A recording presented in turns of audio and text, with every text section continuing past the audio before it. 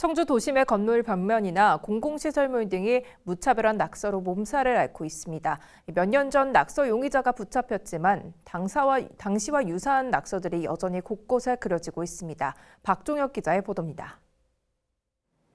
제가 나와 있는 곳은 청주 성안길 주변 한 2층짜리 건물 앞입니다.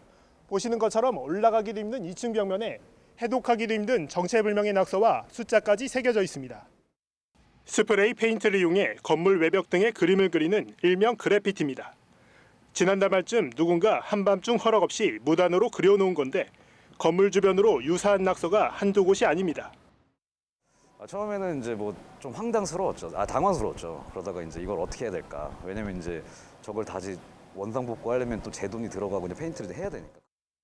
취재진이 확인해 본 결과 이 같은 크고 작은 낙서는 청주 성안길과 북목로를 중심으로 도심 곳곳에 100개가 넘는 것으로 추정되는데 무심천 하산 주차장을 비롯해 관광 명소인 수암골, 주차된 트럭에까지 그려져 있습니다.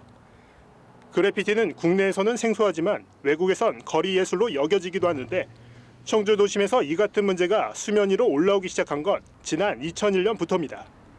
당시 경찰이 CCTV 분석 등을 통해 붙잡은 범인은 20대 남성 2명.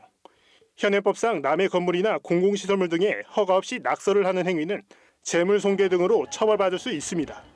그러나 2년가량 지난 현재 동일인 소행으로 추정되는 낙서들이 지금도 보란듯이 그려지고 있습니다. 저는 경찰의 태도가 이걸 좀 엄중하게 다시 사회적 문제로 들여다봤으면 좋겠어요.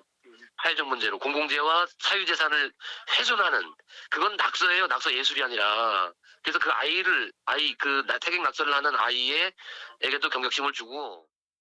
이런 가운데 청주시는 동부창구 일부 벽면을 그래피티 장소로 권장하지 않지만 어느 정도 선에서 허용하고 있다며 도심 공공시설 등의 무분별한 낙서를 지양해 줄 것을 당부했습니다. HCN 뉴스 박종혁입니다.